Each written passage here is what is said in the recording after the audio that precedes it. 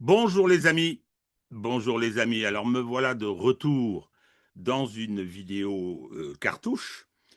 Pourquoi cartouche? Pourquoi cette playlist-là? Parce que je vais dire du mal de beaucoup de gens et j'ai tendance à considérer que cette playlist, ces vidéos servent à ça. Non, je plaisante un peu.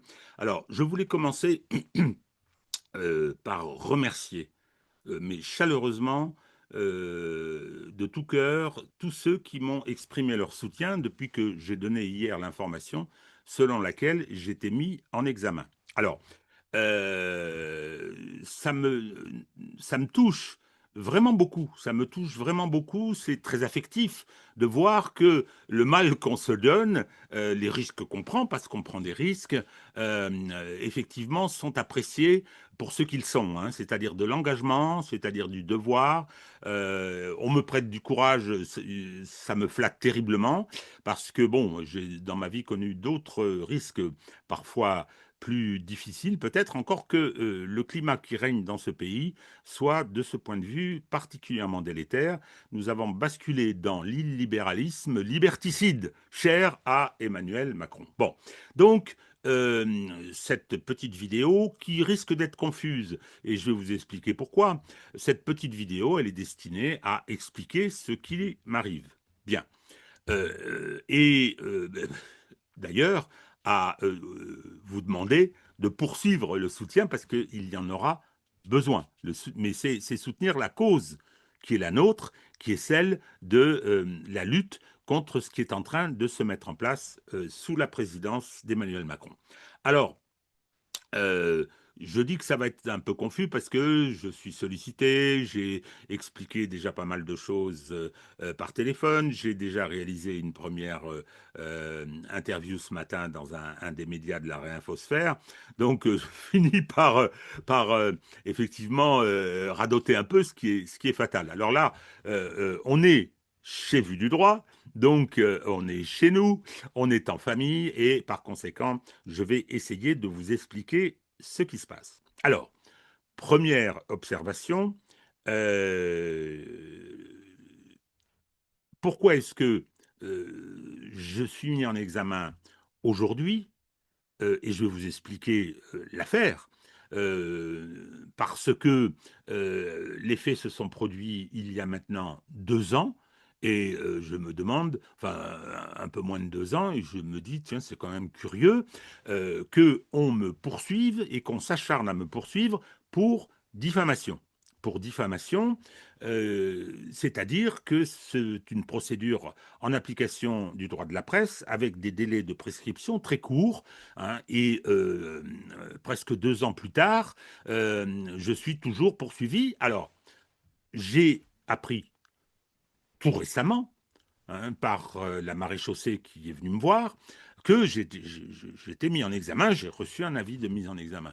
Alors, je me suis dit, tiens, tu vas y avoir droit, ça va être apologie du terrorisme, ça va être, je ne sais pas quoi d'autre d'ailleurs qui me viennent à l'esprit, mais enfin, la question de l'apologie du terrorisme, elle est sournoisement, hein, merci Éric Dupond-Moretti, qui avait rédigé et adressé à tous les parquets, qui ont suivi comme un seul homme, hein, qui avait adressé à tous les parquets une circulaire disant allez-y, allez-y. Hein, donc il y a eu près de 700 procédures, toujours du même côté, hein, pas des deux.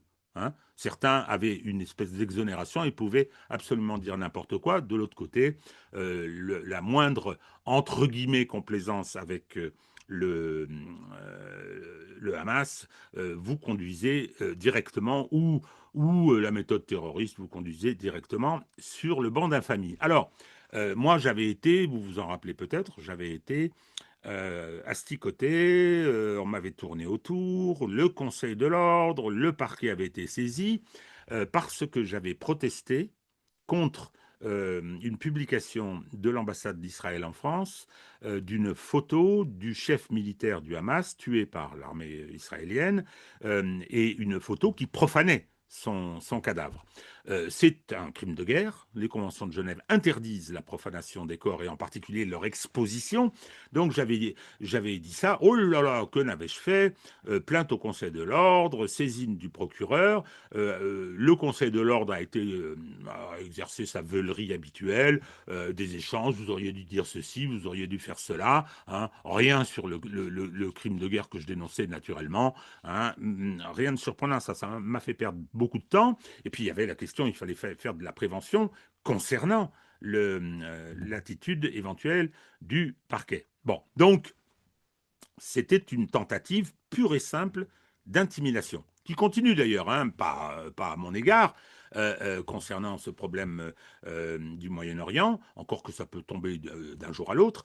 En revanche, là, la procédure qui est intentée contre moi et pour laquelle je suis mis en examen, est bien une procédure bâillon. C'est intéressant, et vous allez le voir, elle est l'expression chimiquement pure de ce qu'est le macronisme. Alors, euh, c'est sa dimension politique. C'est sa dimension politique, c'est-à-dire que on s'acharne. On s'acharne et on déploie des procédures bâillons. Là, c'est une procédure de droit de la presse, mais ces procédures sont aussi intimidantes que les autres. Elles sont onéreuses, ça coûte de l'argent. On peut être condamné.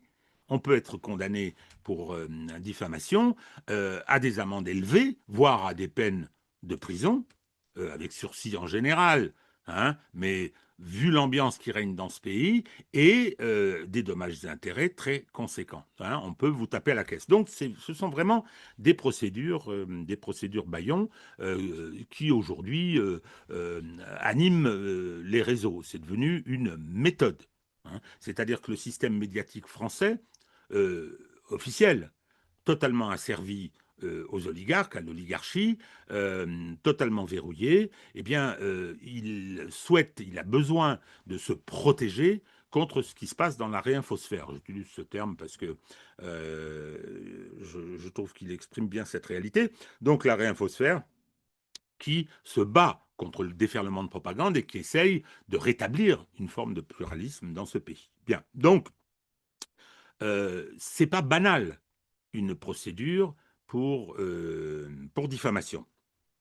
Même si je suis un professionnel de grande expérience, puisque j'ai prêté serment il y a 53 ans, hein, et que des procédures de droit de la presse, j'en ai quand même connu beaucoup. Donc, je tiens à vous dire que ce qui m'est infligé ne me fait pas peur. Et compte tenu des engagements que j'ai pris déjà il y a un moment avec vous et du soutien que vous m'avez apporté, bah écoutez, il n'y a pas le choix. Hein, on va aller au combat avec votre soutien. Donc, de quoi s'agit-il? Alors, c'est une affaire à laquelle plus personne ne pensait, qui concerne la rectrice d'académie de Versailles en 2023.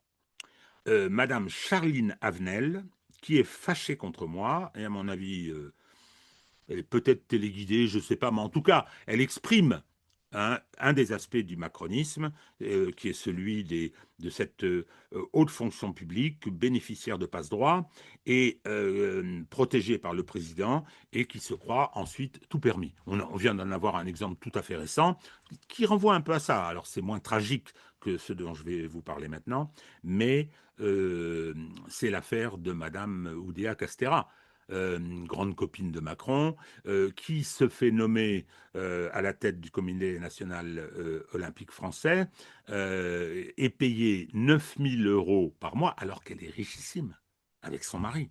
Hein. Elle a déposé sa déclaration de patrimoine à la haute autorité, mais non, mais c'est pas suffisant, 9 000 euros, parce qu'il faut savoir que les prédécesseurs, eux, étaient bénévoles. Non, non, quand elle vient, la macronienne, la macroniste, hein, il faut qu'elle soit payée une petite grade de plus, c'est jamais trop. Hein. Bon, c'est tellement caractéristique. Alors, le problème, c'est que Madame Avenel était rectrice d'académie de Versailles. Alors, je vous invite, c'est rare que je le fasse, je vous invite à aller consulter sa fiche Wikipédia. N'allez pas consulter la mienne, elle a été dévastée, c'est tout juste, si on ne dit pas que je mange les petits-enfants, tout ça n'a pas beaucoup d'intérêt. J'ai mis sur mon blog une autre notice qui a été rédigée par un de mes proches et qui explique ce qu'a été ma trajectoire et qui je suis, dont vous avez d'ailleurs, si vous me suivez, peut-être une idée. Bien, alors, cette fiche Wikipédia, elle vous dit par où elle est passée, toutes les étapes, elle coche toutes les cases, comme on dit aujourd'hui, et elle a fini, grâce à une modification de la réglementation par Emmanuel Macron, qui a pris un décret pour ça, elle a fini par être nommée, alors qu'elle n'avait pas le statut juridique qui le permettait, par être nommée rectrice de l'Académie de Versailles. Et là, elle a fait fort. Là, elle a fait fort, elle a lancé les speed dating pour embaucher des professeurs. Je crois même, quelqu'un m'a dit qu'il y avait eu un truc sur le Bon Coin, recruter des enseignants sur le Bon Coin. Enfin bon, tout ça a fini en farce, avait commencé en farce et a fini en farce. Mais elle a deux autres affaires à son palmarès, deux autres affaires importantes. La première, c'est l'affaire Samuel Paty. Alors, il y a eu beaucoup de, discussions, de polémiques sur la façon dont l'administration n'avait pas protégé Samuel Paty, ne l'avait pas aidé, avait au contraire eu tendance à lui mettre la tête sous l'eau. Je ne connais pas bien le dossier, donc je ne veux pas m'étendre là-dessus, mais il y a des plaintes qui ont été déposées pour non-assistance à personne en danger, pas des plaintes visant, je ne crois pas, visant Madame, et on y reviendra un peu plus loin dans ce qu'elle me reproche, non pas des plaintes visant Madame Avenel, mais la famille de Samuel Paty a déposé. Alors on nous dit qu'il y aurait une instruction, que la justice ferait son boulot. Là, ça me fait sourire, parce que dès lors que ça touche à la Macronie, hein, on sait très bien que non seulement la pédale de frein est à fond, mais également qu'on a tiré la manette. Euh, donc, il y a cette affaire où il y a eu pas mal de polémiques, il y a eu une bagarre entre Blanquer euh, et son administration, par conséquent la rectrice, et Darmanin et sa propre administration, chacun se renvoyant la balle. Vous n'avez pas protégé Samuel Paty, vous l'avez laissé isolé, et c'est une des raisons pour lesquelles il a subi l'horreur qui lui a été infligée. Bon, donc c'est la première affaire. Mais il y a une deuxième affaire. Il y a une deuxième affaire qui est tragique, complètement tragique. Le scandale avait été dénoncé par Marianne. À l'époque, Marianne était encore un journal avant que Kretinsky ne le reprenne en main. Il avait publié la lettre adressée par le rectorat d'académie à des parents qui se plaignaient du fait que l'administration ne les aidait pas à traiter le problème du harcèlement que leur fils de 15 ans subissait. Bien. Donc, ils avaient été au commissariat pour une main courante. Ils avaient essayé de déposer des plaintes. Les deux harceleurs étaient connus, hein, et quand ils se sont adressés à l'administration, c'était leur position. Ils disaient mais on n'est pas aidé. On ne sait pas où aller. Donc, ils ont adressé une lettre au rectorat et là, ils ont reçu une réponse, mais épouvantable. Épouvantable, une réponse venimeuse, une réponse menaçante. Une réponse menaçante en leur disant si vous continuez, on va déposer plainte pour dénonciation calomnieuse et puis surtout, hein, vous savez, on ne paie pas les honoraires d'avocat, on ne paie pas les frais de justice parce qu'on est protégé par l'article 11 du statut. J'y reviendrai. Donc, le problème, c'est que les malheureux parents ont pris ça et puis ils ne connaissaient pas le fonctionnement de la justice. Je ne sais pas quelle a été leur réaction, mais je sais ce qu'a été la réaction de leur fils. Il s'est suicidé. C'est-à-dire que il a décidé d'en finir. Il a infligé à ses parents la pire des tragédies. La pire des tragédies. Avoir un enfant qui se suicide, c'est le pire du pire. Ça veut dire, c'est le message qui vous est envoyé, tu n'as pas pu me protéger. Tu n'as pas pu me protéger. Hein, la vie de ce malheureux couple est évidemment brisée. Mais, effectivement, cette fameuse lettre qualifiée d'infâme par monsieur Gabriel Attal, qui était à ce moment-là, pour une période très courte avant de devenir Premier ministre, qui était à ce moment-là euh, ministre de l'Éducation nationale. Bien. Donc, c'est le scandale. Alors là, je vous invite à une deuxième lecture, après la notice Wikipédia, c'est que si vous voulez bien prendre connaissance de l'article que j'ai publié à ce moment-là, le 19 septembre, vous allez sur Vue du droit, hein, vous tapez, choisissez dans les archives 19 septembre, ou vous mettez Académie de Versailles ou Charline Avenel, et ça vous enverra euh, sur l'article. Donc cet article revient là-dessus, et cet article fait ce que je fais depuis 10 ans. Il fait du Castelnau.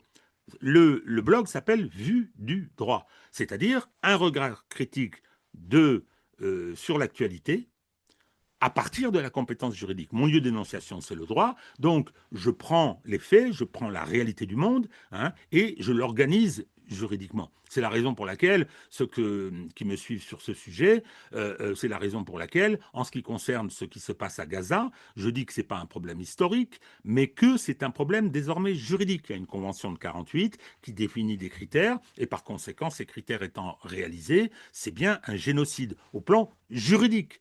Donc, il faut arrêter le débat. Bon, c'est un autre sujet. Toujours est-il que c'est ce que je fais dans Vue du droit. L'article, vous le lirez et vous verrez que je considère que, en ce qui concerne le courrier qui a été adressé par le rectorat, je ne dis pas que c'est Madame Avenel qui l'a signé, pas du tout, vous allez voir. Je la mets pas, je la mets en cause en tant que patronne de l'ensemble de l'administration du rectorat et du comportement de celle-ci, mais je dis, voilà, les éléments de ce courrier, voilà les qualifications judiciaires qu'il pourrait recevoir. Et il faut que la justice s'en inquiète. Et il faut que la justice s'en préoccupe. Bon, c'est pas moi qui décide ce qui est une infraction, pas une infraction. Au final, c'est le juge. Ce que je dis toujours à mes collaborateurs et à mes étudiants, je dis, mais attendez, on peut avoir un avis au plan juridique, la doctrine est une source du droit, on peut avoir un avis juridique sur ceci, mais le problème au final, la seule interprétation opératoire qui aura une conséquence dans le réel, c'est celle du juge, qui tranchera. Bon, donc, moi, je ne vais pas dire, avec l'expérience que j'ai, ils ont fait ci, elle a fait ça, pas du tout. Je dis, le juge doit s'en emparer. Et je reproche beaucoup aux juges, souvent, de ne pas le faire. Bon, ça, c'est le premier point concernant cette horrible tragédie. Et puis, je reviens sur l'affaire Paty, en disant que oui, il est tout à fait possible qu'il y ait de non-assistance à personne en danger, et qu'il faut que la procédure se déroule. Bien. Eh bien, ça n'a pas plu à Madame Avenel. C'est-à-dire que son problème, ça n'était pas qu'il y ait eu un enfant qui soit suicidé après la réception de ce courrier. Je ne me prononce pas sur c'est bien le courrier qui a provoqué la mort. Pas du tout. Je dis c'est quand même un problème préoccupant. Euh, ça la préoccupe pas. Concernant l'affaire Paty, ça la préoccupe pas que, effectivement, cette horrible tragédie également ait pu se dérouler avec une administration sous sa direction qui était particulièrement défaillante. Non, non. Ce qui la dérange, c'est que quelqu'un, moi en la circonstance, s'autorise à considérer que dans ces deux affaires, il puisse y avoir des qualifications pénales. Il puisse y avoir. Je ne l'accuse pas nommément. Et d'ailleurs, il suffit de lire l'article pour le voir. Hein. Donc, mais non, non. Alors, il y a deux facettes. Il y a, premièrement, euh, cette attitude qui consiste, mais non, mais j'ai aucun compte à rendre. J'ai aucun compte à rendre. Je suis l'ami de Macron. Hein. Donc je peux, attendez, une famille brisée, un enfant suicidé, un professeur décapité. Non mais attendez, non, non, non, non. Parce que moi là, à ce moment-là, hein, je suis préoccupé parce qu'il faut que j'aille pantoufler dans le privé. Parce que elle a quitté le rectorat d'académie, où Macron l'avait nommée par protection, et elle est allée dans une boîte d'enseignement privé, où elle n'est pas restée très, très, très longtemps. Hein. Donc c'est assez intéressant. Vous verrez ça dans Wikipédia. Et puis là, Pécresse l'a rattrapée, hein, et elle est directrice générale adjointe des services de la région. Bon, donc voilà la procédure qui m'est intentée. Diffamation envers fonctionnaires d'autorité. Donc, je me pose une question. Je n'ai pas la réponse aujourd'hui. Encore que, dans le courrier qu'elle a adressé à la malheureuse famille, il y en a eu d'autres après qui ont été révélés. C'était systématique. Dans ce courrier, c'est systématique, les envois de ces horribles courriers visant à intimider, visant à renvoyer les gueux dans leur but, visant à dire vous nous importunez. Eh bien, il était indiqué dans ce courrier que s'il y avait des procédures, il y aurait application de l'article 11. L'article 11 du statut de la fonction publique, c'est quoi? C'est que l'État, la puissance publique, alors les collectivités locales aussi, si un de leurs fonctionnaires est mis en cause, que ce soit en demande ou en défense, hein, c'est à l'État et par conséquent au contribuable de payer. Donc là, je suis poursuivi pour diffamation envers fonctionnaires, alors je rajoute d'autorité. Ah bon?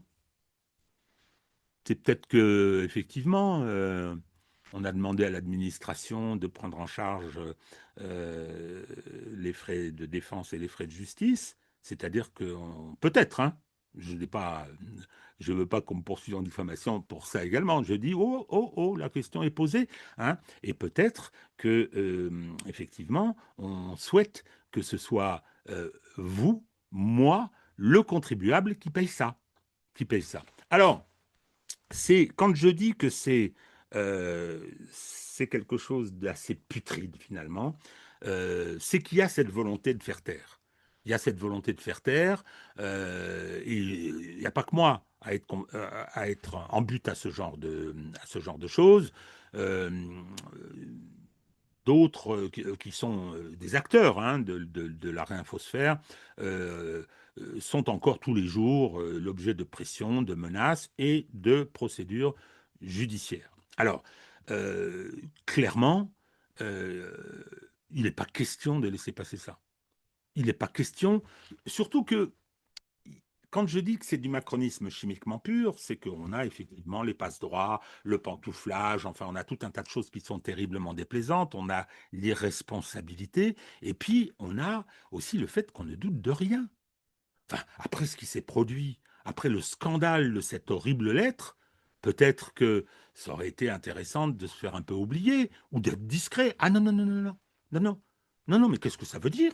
On ose nous critiquer. Donc, allons au procès. Alors, on va aller au procès. Hein. Je vais vous demander de m'aider, de me soutenir, y compris, il y a la question matérielle, parce que moi, je vais être défendu, bien évidemment, par un ou plusieurs avocats. Je vais les honorer, hein, et parce que c'est normal, hein, et puis parce que c'est un combat qui va être juridico-judiciaire, mais qui va être aussi politique. Donc, pour ceux qui sont encore en exercice, c'est des risques à prendre. Hein.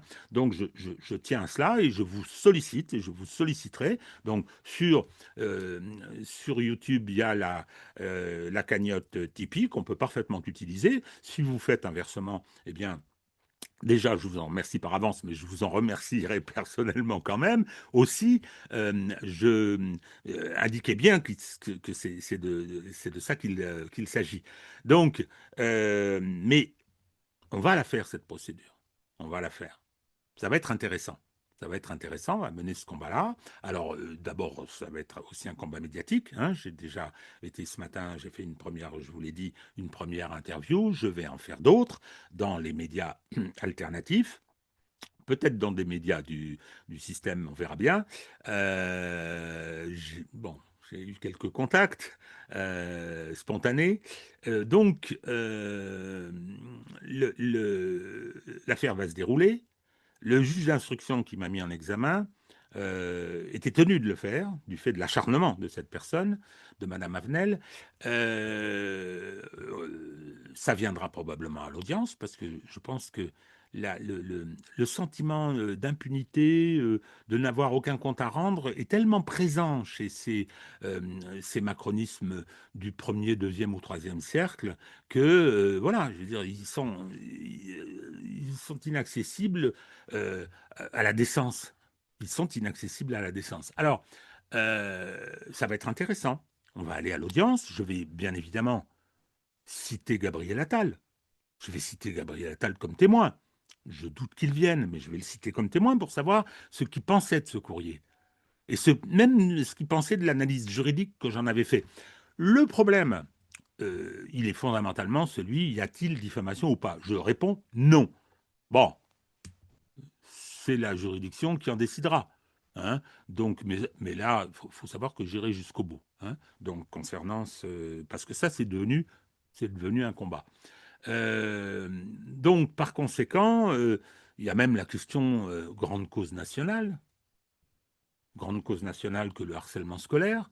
Il me semble que Mme Macron est intervenue à plusieurs reprises sur ce thème. Hein. Ce serait intéressant de savoir ce qu'elle en pense de ce qui s'est passé et du comportement de Mme Avenel. Parce que le Gabriel Attal, il avait annoncé qu'il avait visé spécialement personne, mais il avait dit le problème, c'est quand même que il y a la possibilité de procédure disciplinaire. Il ne s'est rien passé. Le secrétariat général du gouvernement a été chargé d'une mission d'enquête et a dit non, non, non, tout va bien, circulez, il n'y a rien à voir. Bon, écoutez, j'ai été une fois de plus encore trop long. Il y a plein d'autres choses que j'avais envie de vous dire, mais je vous renvoie à aller m'écouter chez les copains, chez d'autres, etc. Et donc, au fur et à mesure, d'ailleurs, je vais revenir hein, sur cette chaîne YouTube. Abonnez-vous à Vue du droit. Abonnez-vous à Substack. J'ai également publié sur Substack. Les informations y seront publiées. Il y aura peut-être des vidéos, ou peut-être que je récupérerai d'autres vidéos chez ceux qui m'auront gentiment invité. Donc, restez à l'écoute. Et puis, on va mener ce combat. Et comme je le dis, c'est absolument indispensable. C'est un devoir vis-à-vis d'abord de ceux qui m'ont apporté massivement leur soutien. Et puis, naturellement, je pense à la tragédie de cette famille. Euh, donc, je ne les connais pas, je n'ai aucun mandat pour ça, mais à titre personnel, j'ai été tellement scandalisé, tellement touché par la perte de cet enfant que il n'est pas question de lâcher face à des gens de cet acabit, face à cette engeance. Voilà, eh ben, merci, à très bientôt.